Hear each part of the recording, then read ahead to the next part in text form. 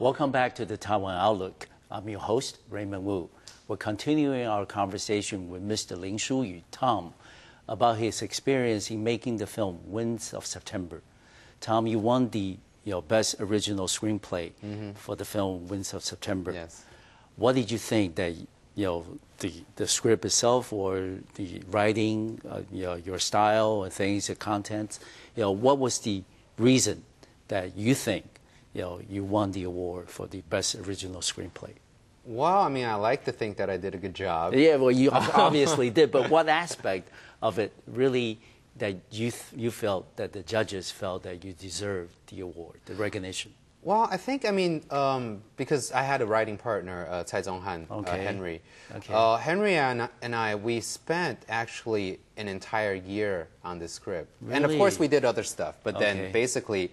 This is a continuous process. Yeah, for a continuous process. After I gave him my outline, and then Okay. we started writing the script together, we spent a year just trying to get the story together. And I think the most appealing part, perhaps, Yes. to the judges or the Taiwanese audience, is that it's not a story about one single character. It's an ensemble piece. So, because it's about a gang of kids growing up. So we had 9 kids, and so to write a story with 9 characters and to have the audience actually remember all 9 at the end of the movie is not a very easy thing to do. No. And so we were very careful when we were writing the script and balancing each character and their roles in the particular story. And I think we actually did quite a very good balance with that part. And of course, at the same time, because we were writing very honestly about our sense of growing up. And I think that somehow was able to be connected with the Taiwanese audience, because that's how we all grow up. And so on watching the screen, on looking at these 9 characters, it's very easy to actually find a character that's similar to you. Because there's so many characters on screen, there's so many different types of people on screen, that you're going to somehow find that one particular person that go, oh man, that guy's just like me. Or a combination of a few. Or a combination of a few, exactly. So, but from having the idea of making the movie and writing the script, finding the thoughts in your head and putting down on a piece of paper, and finish the writing and getting the financing for the movie and getting the right cast and the right crew. What aspect, in this pre-production process, did you find it to be most difficult? Well, just listening to you say all that is difficult. We've already talked a little bit about it brings me back that memory. Oh my God, yeah, I went through all that. I think the financing part was the hardest, because the financing part, to be honest, is out of my control. Everything else that's within my control, I think I can control it. It's just hard to do, but I can control it.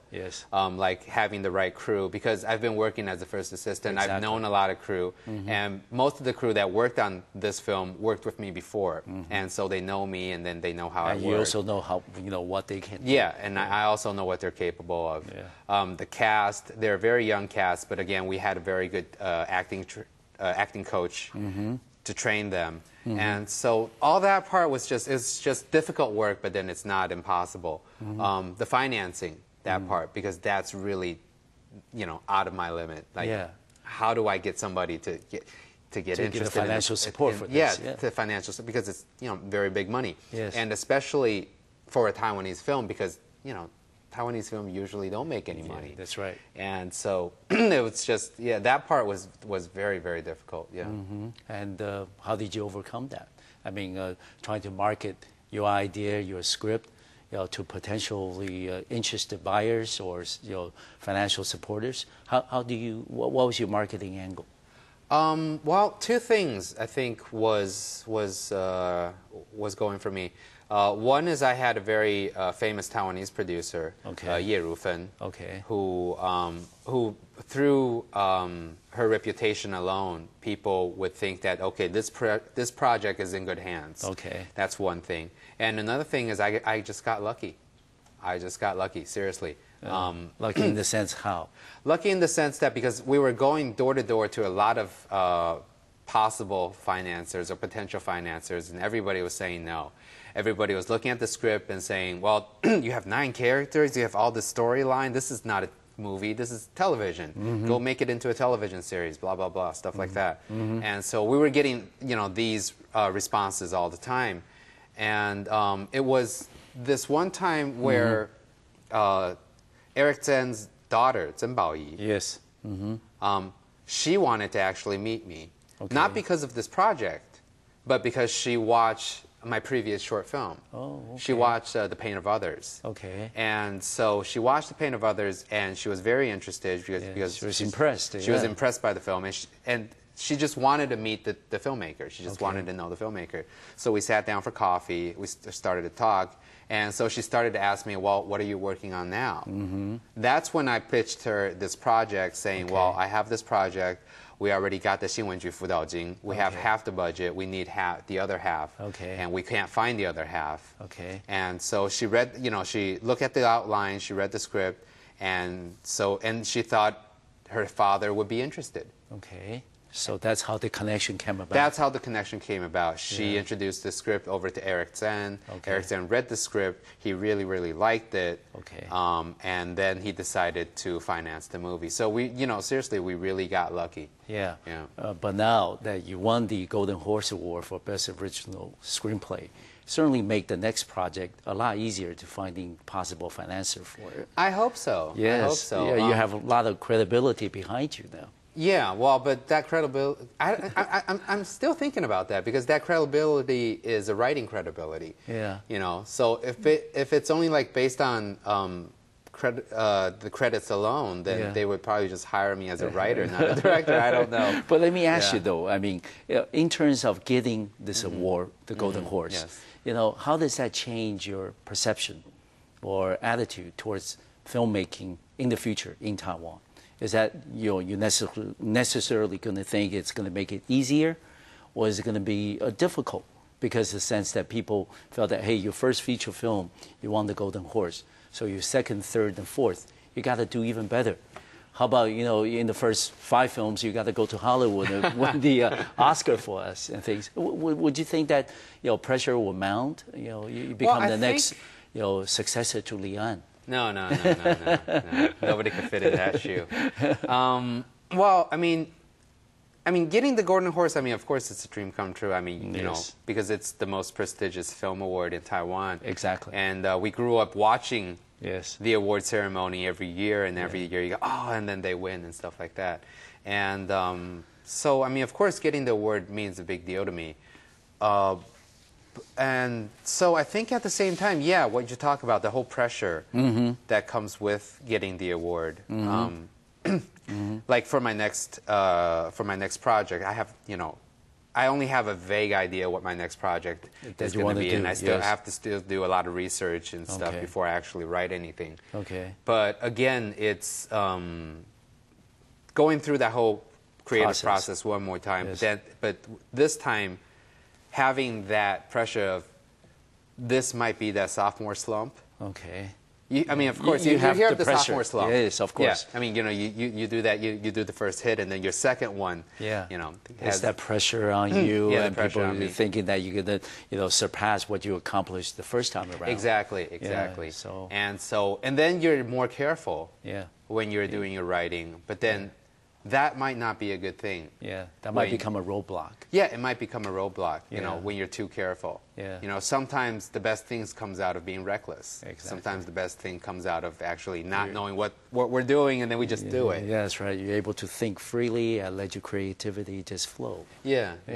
So I don't know. I'm still coping with that, but having a horse in the house, my parents are very happy about that. They certainly think that you made the right decision, career-wise. And also, let me ask you that. I know this movie, The Winds of September, also was nominated for the best original, outstanding. The best outstanding Taiwanese film for 2008. Of course, unfortunately, it didn't win at the end. But still, it's a big recognition, for being nominated for the best. Outstanding film in Taiwan this year. And what did you think, as a director also for the movie? What did you think that, brings to you as a director Does that bring more energy to move forward, more commitment to the industry, and more enthusiasm to find the right project? The kinds of projects that you think will push Taiwan's film, community, not industry, but community to the next level. Oh, certainly. I mean, it's always good to have this kind of recognition because there's so many films out there, and especially, I mean, just go into any DVD rental shop and then you look on the shelf and then you see hundreds of titles, thousands of titles for you to choose from. And so, hopefully, I mean, with either this nomination or with all the rest of the stuff that are adding to the Winds of September for its recognition, that people are going to, continue to see this movie and hopefully make a change somehow. I don't know, perhaps like how A Brighter Summer Day changed my life and my views. Hopefully, our film right now can affect a new generation of film audiences. And because of the way we're telling our story, we're moving out of the whole Taiwanese new wave kind of storytelling. We're going more narrative. It's the storylines are closer to the audience. Of course. It's more acceptable. And of course, we think, it's a good direction to go with. And so hopefully, that could be effective. Yeah. And hopefully, You had strong competition this year for the remaining part of this segment.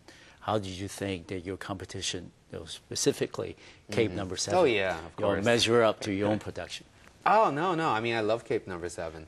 The first time I watched Cape Number 7 was at the Taipei Film Award, Taipei 电影节. Yeah. And, I mean, I was actually, towards the end of the movie, I was in tears.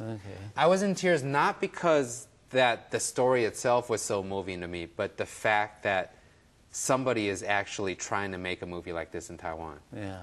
Okay. That was very, very moving. I think for a director or for a filmmaker to be so selfless. Yes. And to be giving so much to the audience and to believe in the stuff that he is shooting. Okay. That is very impressive for me. Okay. And so I was very, very moved by this movie. Yeah. And of course, I mean, everybody was surprised by their box office. Yes. But if you calm down and you think about it, I mean, everybody is saying like, oh, it's no, it's because of this reason, it's because of that reason, blah blah blah, stuff like that. But I mean, people are just overlooking the fact that it's a good movie. Yes. We'll come back and talk a little more about the movie Cape Number 7. Sure. We'll be right back in about 2 minutes.